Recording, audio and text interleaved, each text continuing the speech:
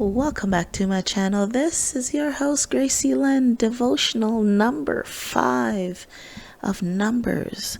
We are on a journey out of Egypt, seeking a more intimate relationship with God. The nucleus of our study today is on covetousness, bringing us right into our study, Numbers chapter 25, 1 to 8. It also connects right back into Genesis, where we will dive deep into what it really means to covet.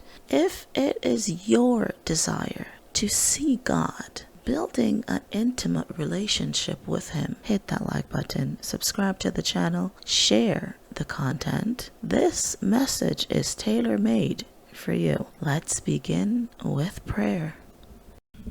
Father in heaven, what great honor and privilege you have given us that we can approach the throne of God just as we are. We claim, according to John 12, where in verse 32, Father, you said, "If I be lifted up from the earth, I will draw all men unto myself." Father, I pray that your blood would saturate this word, that the hearts of your people might be filled.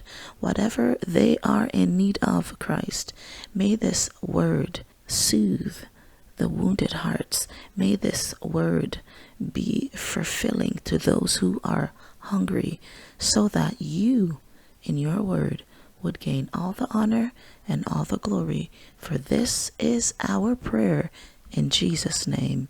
Amen. Let's begin. The word covetousness, the root word thereof is to covet, meaning yearn to possess.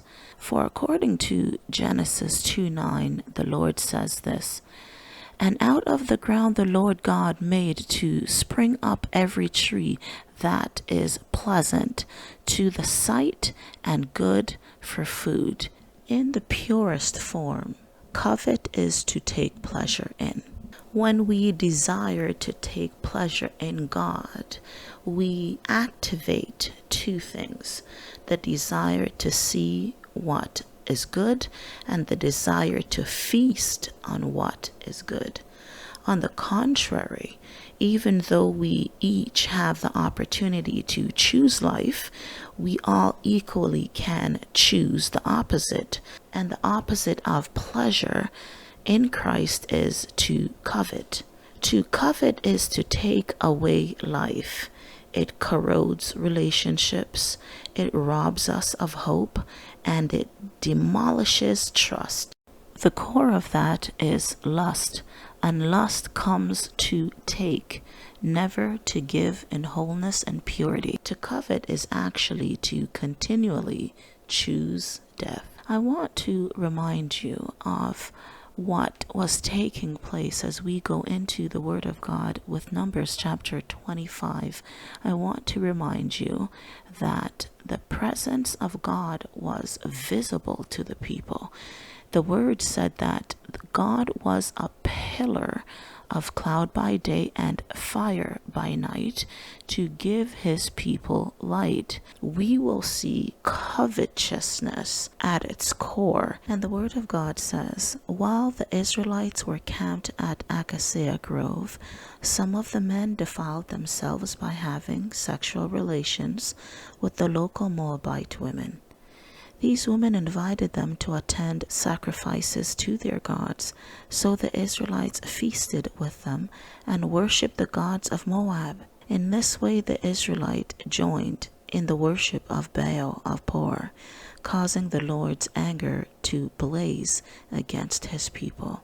Even though the people of God had access to him through the temple, and his presence was visible to them, and they could see that God was among his people, still covetousness, the wanting for more, the desire to be with and like the other nations, took away the purity of God's people. It is first God's desire that you are in complete union with him, beloved. But seek ye first the kingdom of God and his righteousness, and all the things you seek will be added to you. For it is indeed the desire of God that you prosper as your soul prosper. We continually have the choice to choose and to choose right from wrong. We have the choice today to covet or to take pleasure in. And God says, if you take pleasure in me, I will give you life. If you believe in the power of God, that he can do the impossible, hit that like button, subscribe to the channel, share the content. My name is Gracie Lynn, devotional number 5 of Numbers. It's been an honor to serve you. I will see you next time.